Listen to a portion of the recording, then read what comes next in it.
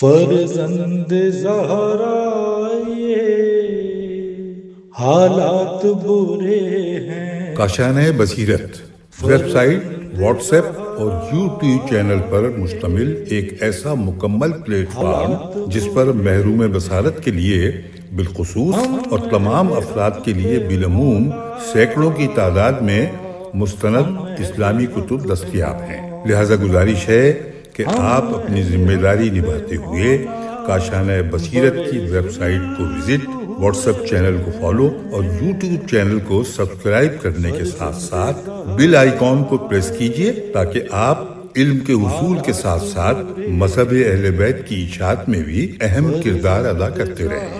کاشانۂ بصیرت۔ حالات برے ہیں۔ اعوذ باللہ من الشیطان اللعین الرجیم، بسم اللہ الرحمن الرحیم، اللہم صلی علی محمد وآل محمد وعجل فرجہم۔ کاشانۂ بصیرت کی جانب سے کتاب میزان الحکمت کی دوسری جلد کے 40ویں حصے کے ساتھ میں حاضر ہوں۔ میرا نام ہے شفیہ نقی۔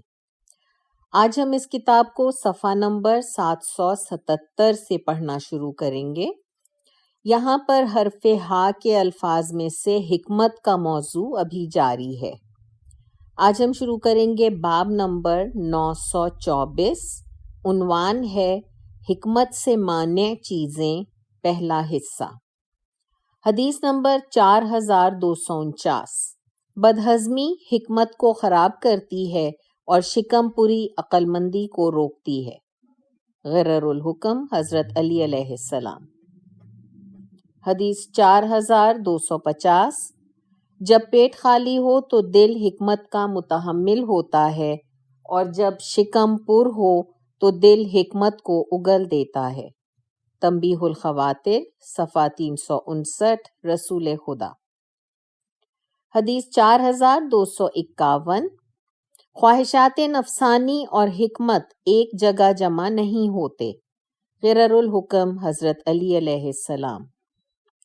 حدیث 4252، جو حظ نفس کے لیے کھائے گا خدا اس کے دل پر حکمت کو حرام کر دے گا۔ تنبیہ الخواطر رسول خدا۔ حدیث 4253، غیظ و غضب صاحب حکمت کے دل کو مردہ کر دیتا ہے اور جو اپنے غیظ و غضب پر قابو نہیں پاتا وہ عقل پر بھی قابو نہیں پاتا۔ بحار الانوار جلد 78 صفحہ 255، امام جعفر صادق علیہ السلام۔ باب نمبر 925، حکمت سے مانع چیزیں، دوسرا حصہ۔ حدیث 4254، جس طرح کھیتی نرم زمین میں اگتی ہے، ٹھوس اور سخت زمین میں نہیں اگتی، اسی طرح حکمت بھی متواضع شخص کے دل میں نشو و نما پاتی ہے، جبار اور متکبر شخص کے دل میں گھر نہیں کرتی، کیونکہ اللہ جل شانہ نے تواضع کو عقل کا وسیلہ اور ذریعہ بنایا ہے۔ بحار الانوار جلد 78 صفحہ 312، امام موسیٰ کاظم علیہ السلام۔ حدیث 4255، جس طرح شہد ہر حالت میں مشکیزوں میں رہنے کے قابل نہیں ہوتا، اسی طرح حکمت بھی ہر دل میں آباد ہونے کے قابل نہیں ہوتی، کیونکہ مشکیزوں میں جب تک چھید نہ کر دیا جائے یا وہ خشک نہ ہو جائیں یا بدبودار نہ ہو جائیں، اس وقت تک وہ شہد کے لیے ظرف بن سکتے ہیں۔ اسی طرح جب تک دلوں کو خواہشات نفسانی چھید نہ کر دیں، طمع و لالچ انہیں آلودہ نہ کر دیں، نعمتیں انہیں بدبودار نہ بنا دیں، اس وقت تک ہی وہ حکمت کے ظرف ہوتے ہیں۔ بحار الانوار جلد 14 صفحہ 307، حضرت عیسیٰ مسیح۔ حدیث 4256، حکمت فاسد طبیعتوں کو ہضم نہیں ہو پاتی۔ بحار الانوار جلد 78 صفحہ 370، امام علی نقی علیہ السلام۔ باب نمبر 926، عنوان ہے جو حکمت سے فائدہ نہیں اٹھاتے۔ حدیث 4257، غیظ و غضب اور نفسانی خواہشات میں جکڑی ہوئی عقل حکمت سے فائدہ نہیں اٹھا سکتی۔ غرر الحکم حضرت علی علیہ السلام۔ حدیث 4258، خواہشات نفسانی سے تعلق رکھنے والا دل وعظ و نصیحت سے فائدہ نہیں اٹھاتا. غرر الحکم حضرت علی علیہ السلام. قول مؤلف ملاحظہ ہو ہوا یعنی خواہشات نفسانی، باب نمبر 4040 نفسانی خواہشات کی پیروی کے نتائج کے عنوان سے، اور باب نمبر 4041 عنوان نفسانی خواہشات کے غلبے کے نتائج. باب نمبر 927 عنوان حکمت یعنی دانش مندی کے اثرات. حدیث نمبر 4259 حکمت جس قدر قوی ہوگی، شہوت یعنی خواہشات نفسانی اسی قدر کمزور ہوگی. غرر الحکم حضرت علی علیہ السلام. حدیث 4260 جس شخص کی حکمت پائیدار ہوتی ہے وہ عبرتوں کو پہچان لیتا ہے. غرر الحکم حضرت علی علیہ السلام. حدیث 4261 جس شخص کی حکمت مدد نہ کرے وہ مخالفوں کے مقابلے میں کیوں کر ڈٹ سکتا ہے. غرر الحکم حضرت علی علیہ السلام. حدیث 4262 حکمت میں زیادہ غور و فکر عقل کو بارآور کرتا ہے. بحار الانوار جلد 78 صفحہ 247 امام جعفر صادق علیہ السلام. باب نمبر 928 عنوان ہے نااہل کو حکمت نہ دو. حدیث 4263 جاہل کو حکمت نہ دو کہ اس طرح تم حکمت پر ظلم کرو گے، اور حکمت کے لائق افراد سے اسے مت روکو کہ یہ ان پر ظلم ہوگا. بہار جلد 78 صفحہ 303 حضرت عیسیٰ علیہ السلام اور امام موسیٰ کاظم علیہ السلام. بہار جلد 77 صفحہ 125 اور اس کتاب میں ہے تم بیان نہ کرو. رسول خدا بہار جلد 77 صفحہ 179 اور اس کتاب میں ہے کہ تم عطا نہ کرو. حدیث 4264 حکماں نے جب حکمت کو نااہلوں کے پاس چھوڑا تو اسے ضائع کر دیا. بحار الانوار جلد 78 صفحہ 345 حضرت علی علیہ السلام. حدیث 4265 نااہلوں کو حکمت دینے والا شخص ایسا ہے جیسے کوئی شخص خنزیر کے گلے میں جواہرات، موتی اور سونا ڈال دے. سنن ابن ماجہ جلد 1 صفحہ 81 رسول خدا. باب نمبر 929 عنوان عجیب و غریب قسم کی حکمتیں. حدیث نمبر 4266 یقیناً دل بھی اسی طرح اکتا جاتے ہیں جس طرح بدن اکتا جاتے ہیں، لہٰذا دلوں کو عجیب و غریب قسم کی مختلف حکمتیں تحفہ دیا کرو. بحار الانوار جلد 77 صفحہ 166 رسول خدا. حدیث 4267 ہر شخص سے دل اکتا جاتا ہے لیکن مختلف قسم کی عجیب و غریب حکمتیں ایسی ہیں جن سے جی کبھی نہیں اکتاتا. قرر الحکم حضرت علی علیہ السلام. اور حکمت کے نام پر فصل یہاں پر مکمل ہوتی ہے. اب ہم آ گئے ہیں صفحہ نمبر 83 پر، جہاں پر فصل نمبر 32 کا آغاز ہو رہا ہے. حرف ہا کے الفاظ میں سے لفظ ہے حلف، جو اس فصل کا موضوع ہے. باب نمبر 930 عنوان ہے اللہ سبحانہ و تعالی کی قسم مت کھاؤ. قرآن مجید سورہ البقرہ آیت نمبر 224. اور اے مسلمانوں اپنی قسموں کے ہیلے سے خدا کے نام کو مانے نہ ٹھہراؤ. حدیث شریف حدیث نمبر 4268. یا علی جھوٹی قسم مت کھاؤ اور بغیر ضرورت سچی قسم بھی نہ کھاؤ. خدا کے نام کو اپنی قسم کے لیے مانے نہ ٹھہراؤ، کیونکہ جو شخص خدا کی جھوٹی قسم کھاتا ہے خدا اس پر نہ تو رحم کرتا ہے اور نہ ہی اس کی کوئی رعایت فرماتا ہے. بحار الانوار جلد 77 صفحہ 67 رسول خدا. حدیث 4269۔ حضرت عیسیٰ علیہ السلام سے ان کے حواریوں نے وصیت اور ہدایت کی خواہش کی تو انہوں نے فرمایا، حضرت موسیٰ علیہ السلام نے اپنی قوم سے کہا تھا کہ خدا کی جھوٹی قسم مت کھایا کرو، لیکن میں تمہیں حکم دیتا ہوں کہ تم نہ تو خدا کی قسم جھوٹی کھاؤ اور نہ ہی سچی۔ بہار الانوار جلد 104 صفحہ 212۔ حدیث 4270۔ خدا کی قسم نہ تو جھوٹی کھاؤ اور نہ ہی سچی، کیونکہ خداوند متعال نے اس چیز سے روک دیا ہے، جبکہ وہ فرماتا ہے، اے مسلمانوں، اپنی قسموں کے ہیلے سے خدا کے نام کو مانے نہ ٹھہراؤ۔ سورہ بقرہ آیت نمبر 224۔ قول مؤلف، اس بارے میں ملاحظہ ہو وسائل الشیعہ جلد 16 صفحہ 115، باب نمبر 1۔ اگلا باب ہے باب نمبر 931، عنوان ہے جھوٹی قسم۔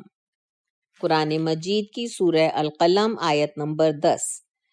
ایسے شخص کا کہا نہ مانو جو بہت قسمیں کھاتا اور ذلیل ہے۔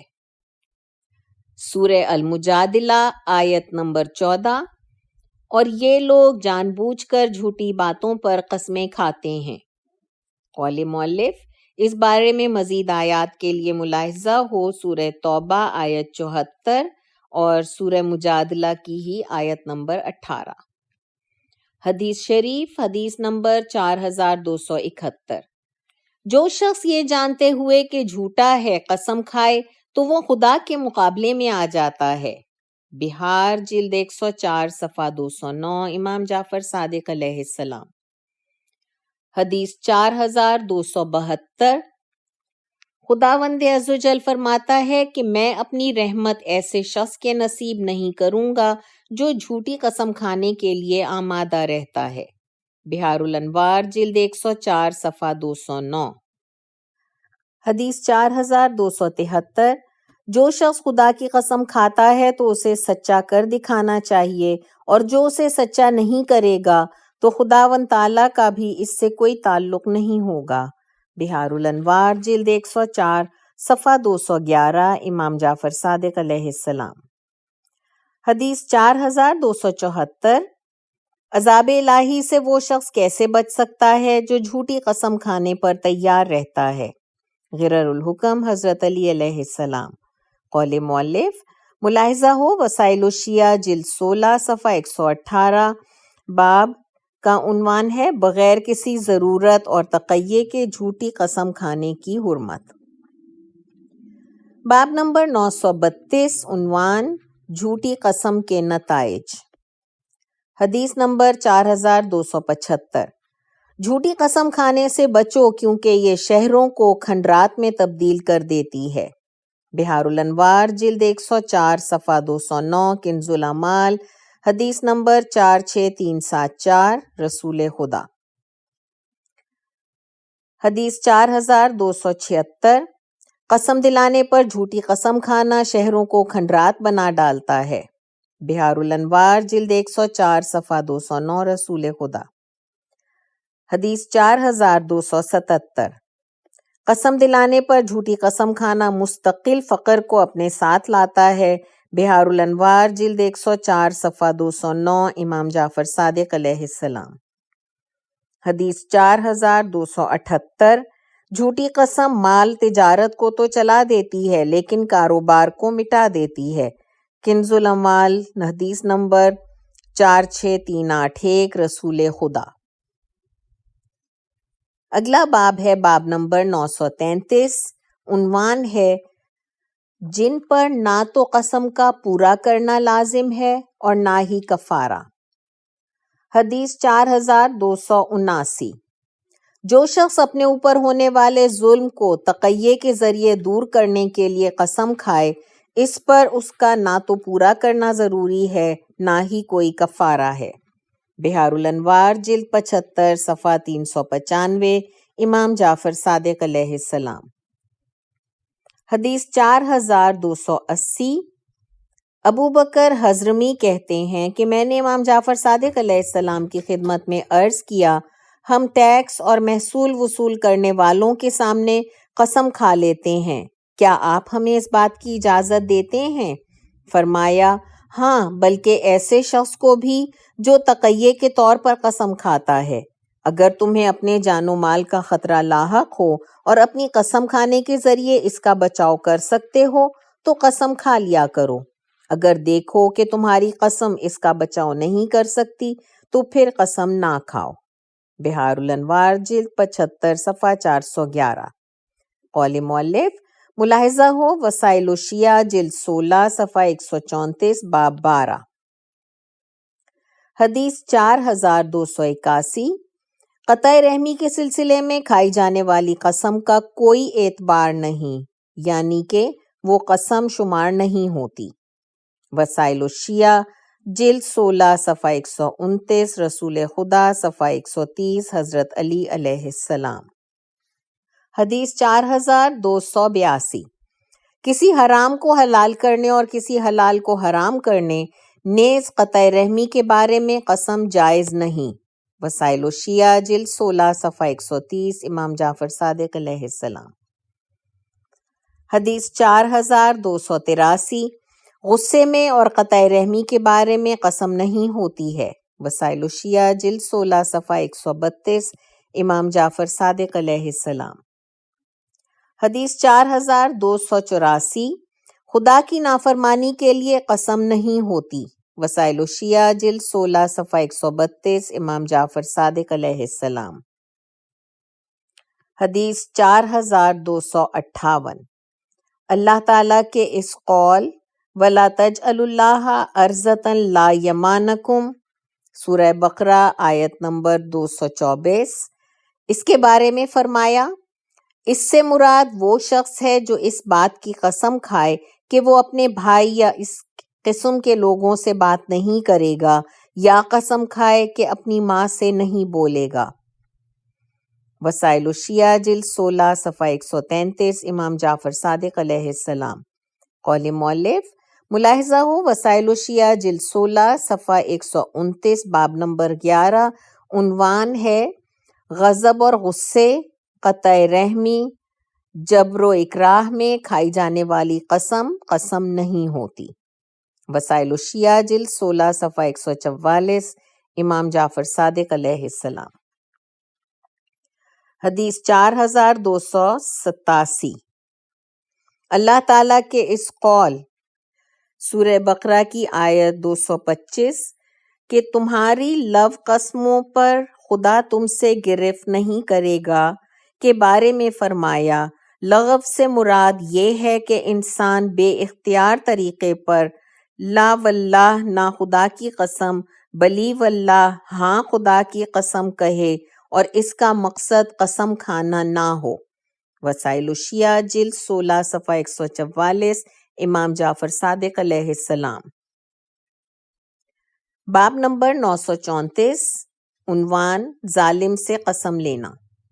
حدیث 4288، جب تم ظالم سے قسم لینا چاہو تو اس سے ان الفاظ میں قسم لو کہ وہ خدا کی قوت اور طاقت سے بری اور دور ہے، چنانچہ جب وہ اس طرح قسم کھائے گا تو اسے جلدی سزا مل جائے گی۔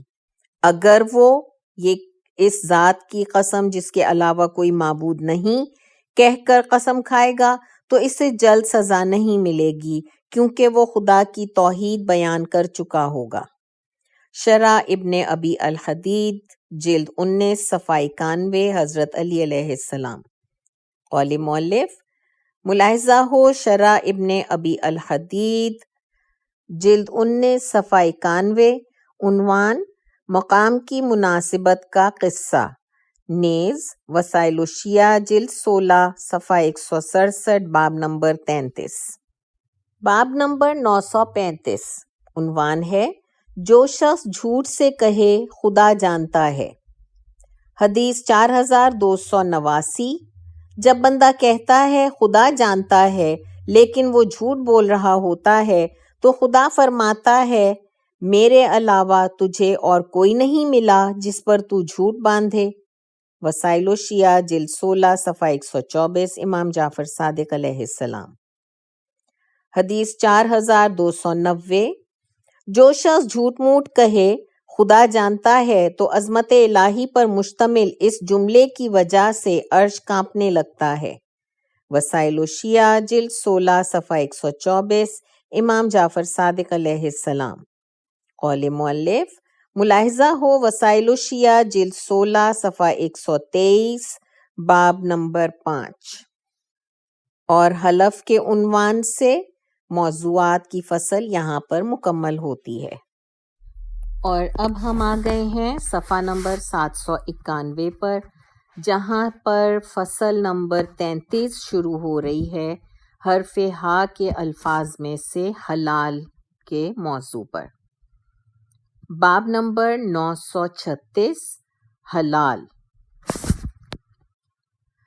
قرآن مجید کی سورہ المائدہ آیت نمبر 4۔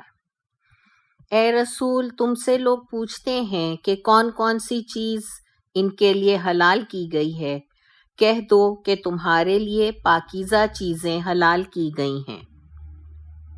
سورہ المومنون آیت 51۔ اے میرے پیغمبرو، پاک و پاکیزہ چیزیں کھاؤ اور اچھے کام کرو۔ سورہ البقرہ آیت نمبر 168 168۔ اے لوگو، جو کچھ زمین میں ہے اس میں سے حلال و پاکیزہ چیز کھاؤ۔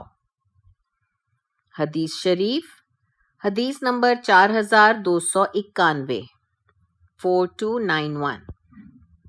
تم پر لازم ہے کہ حلال کو اختیار کرو، اہل و عیال کے ساتھ اچھا سلوک کرو اور ہر حالت میں خدا کو یاد کرو۔ غرر الحکم حضرت علی علیہ السلام۔ حدیث 4292، شداد بن اوس کی بہن ام عبداللہ سے روایت ہے کہ رسول خدا صلی اللہ علیہ وآلہ وسلم روزے سے تھے کہ اس نے آن حضرت کی خدمت میں افطار کے وقت دودھ کا پیالہ بھیجا۔ آن جناب نے وہ پیالہ لانے والے کے ہاتھوں واپس بھیج دیا اور پوچھا کہ یہ دودھ کہاں سے آیا ہے؟ قاصد پیغام لے کر واپس آیا کہ یہ اس کی بکری کا ہے۔ پھر آپ نے اس سے دریافت کیا، بکری کہاں سے آئی ہے؟ اس نے جواب میں کہلا بھیجا، میں نے اسے اپنے مال سے خریدا ہے۔ اس پر آپ نے وہ دودھ نوش فرما لیا۔ جب صبح ہوئی تو ام عبداللہ حضور پاک صلی اللہ علیہ وآلہ وسلم کی خدمت میں حاضر ہوئی اور عرض کیا، یا رسول اللہ، میں نے آپ کی خدمت میں دودھ بھیجا تھا، لیکن آپ نے قاصد کو واپس کیوں لوٹا دیا تھا؟ حضرت نے فرمایا، مجھ سے پہلے انبیاء کو بھی حکم تھا کہ وہ پاک و پاکیزہ چیزیں کھائیں اور اچھے کام کریں۔ در منصور جلد 5 صفحہ 10۔ باب نمبر 937، عنوان ہے تلوار کا برداشت کرنا رزق حلال کے حصول کی نسبت آسان ہے۔ حدیث 4293، ابو جعفر فزاری کہتے ہیں کہ حضرت امام جعفر صادق علیہ السلام نے مصادف نامی اپنے غلام کو بلایا اور اسے 1000 دینار دے کر فرمایا کہ تجارت کی تیاری کر کے مصر کی طرف نکل جاؤ، کیونکہ میرے اہل و عیال کی تعداد بڑھ گئی ہے۔ چنانچہ جب وہ مصر کے قریب پہنچے تو انہیں سامنے سے ایک قافلہ ملا۔ قافلے والوں نے انہیں بتایا کہ مصر میں کوئی چیز نہیں ہے، لہٰذا تمہارا مال خوب بکے گا۔ چنانچہ تاجران قافلہ نے آپس میں قسم کھا کر طے کیا کہ وہ اپنے اپنے مال کو دینار کے بدلے دینار کے منافع سے کم پر نہیں بیچیں گے۔ چنانچہ ایسا ہی ہوا اور وہ مال بیچ کر مدینے کو لوٹ آئے۔ مصادف امام جعفر صادق علیہ السلام کی خدمت میں حاضر ہوا۔ اس کے پاس 2 تھیلیاں تھیں جن میں سے ہر ایک میں 1000 دینار تھے۔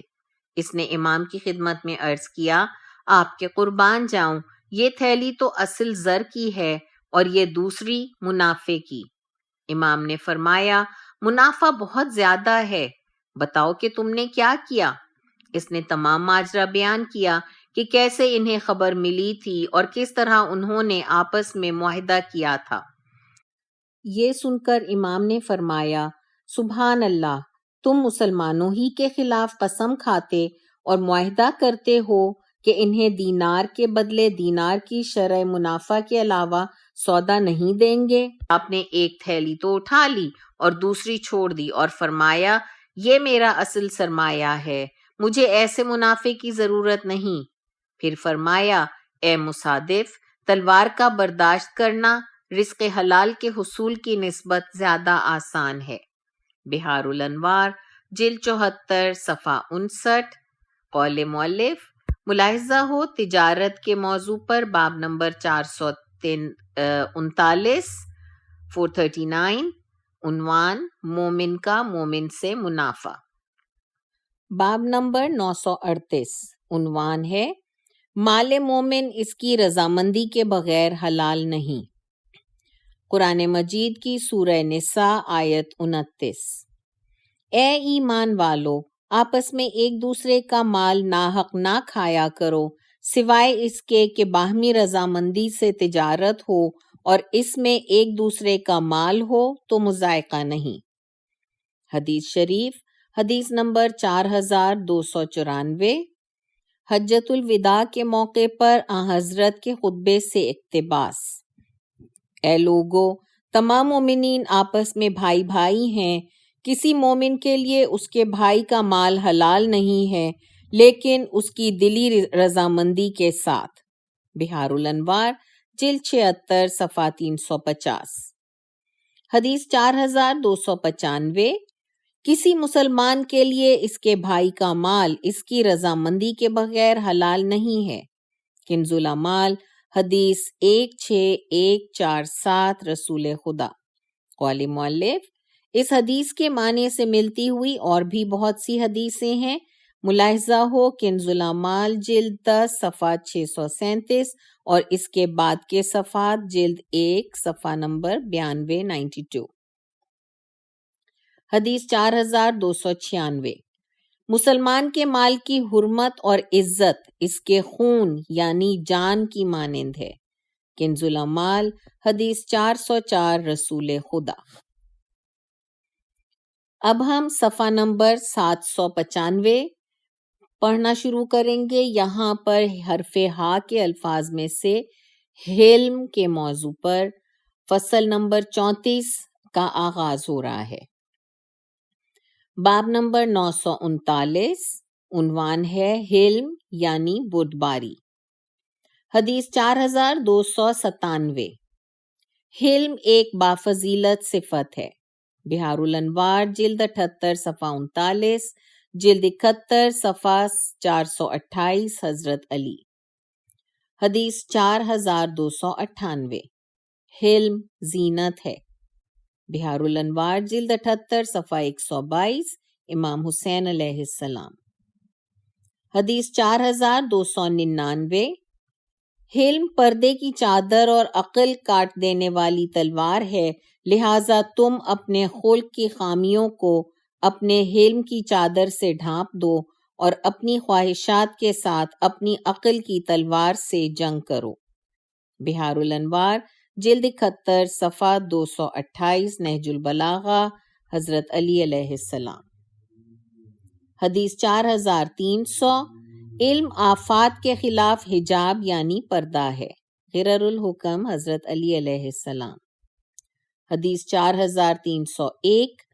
حلم ریاست کا سردار ہے۔ غرر الحکم حضرت علی علیہ السلام۔ حدیث 4302۔ حلم قوم اور قبیلہ ہے۔ غرر الحکم حضرت علی علیہ السلام۔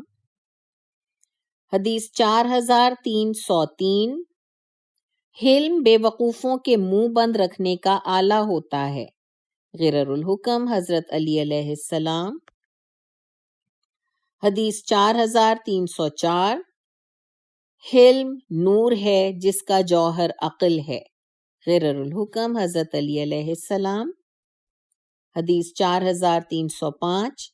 حلم عقل کا کمال ہے۔ غرر الحکم حضرت علی علیہ السلام۔ حدیث 4306۔ حلم مومن کے معاملے کو منظم رکھتا ہے۔ غرر الحکم حضرت علی علیہ السلام۔